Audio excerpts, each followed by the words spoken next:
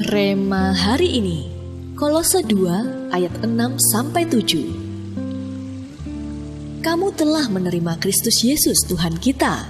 Karena itu, hendaklah hidupmu tetap di dalam Dia.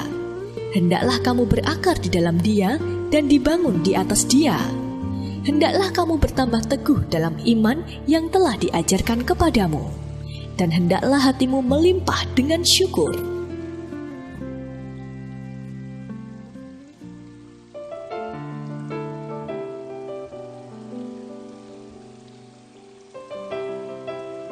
Kekuatan sebuah pohon terletak pada akar-akarnya.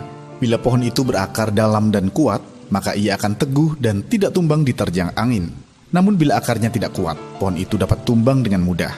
Selain itu, salah satu tugas akar adalah mencari makanan dan air untuk pohon. Tanpa akar yang dapat mencari air, maka pohon akan layu. Itulah sebabnya, bila kita memotong batang suatu pohon, pohon tersebut masih dapat hidup terus. Tetapi kalau kita memotong akarnya, maka pohon itu akan mati.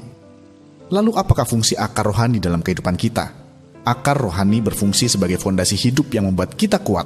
Akar rohani juga berfungsi sebagai alat penghisap nutrisi dari Kristus ke dalam hidup kita.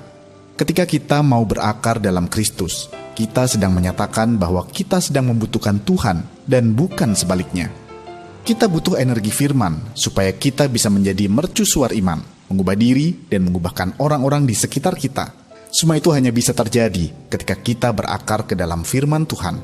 Seperti pohon-pohon tertentu yang akarnya terus bertumbuh dan menjalar ke bawah untuk menguatkan fondasinya, sehingga pohon itu bisa berdiri kuat. Kita sebagai orang Kristen juga harus memiliki akar iman yang kuat dan tidak cepat mengeluh. Energi firman sudah diberikan untuk kita, maka kita harus membangun akar yang menerobos. Jika kita berakar kuat dalam Kristus, maka kita akan berdiri teguh dan tidak mudah dijatuhkan oleh badai kehidupan. Justru dalam badai sekalipun, kita tetap bisa berbuah lebat untuk kerajaan Allah.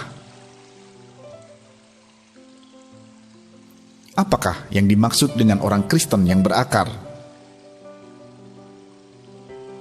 Mengapa kita perlu menjadi orang Kristen yang berakar? Bagaimana Anda bisa menjadi orang Kristen yang berakar?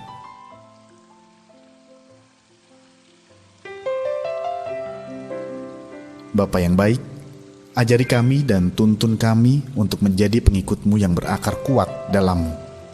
Biarlah kami boleh menjadi orang Kristen yang tetap berdiri teguh dalam badai sekalipun dan menghasilkan buah yang menyenangkan hati-Mu. Di dalam nama Tuhan Yesus, kami berdoa. Amin. Jadilah orang Kristen yang berakar.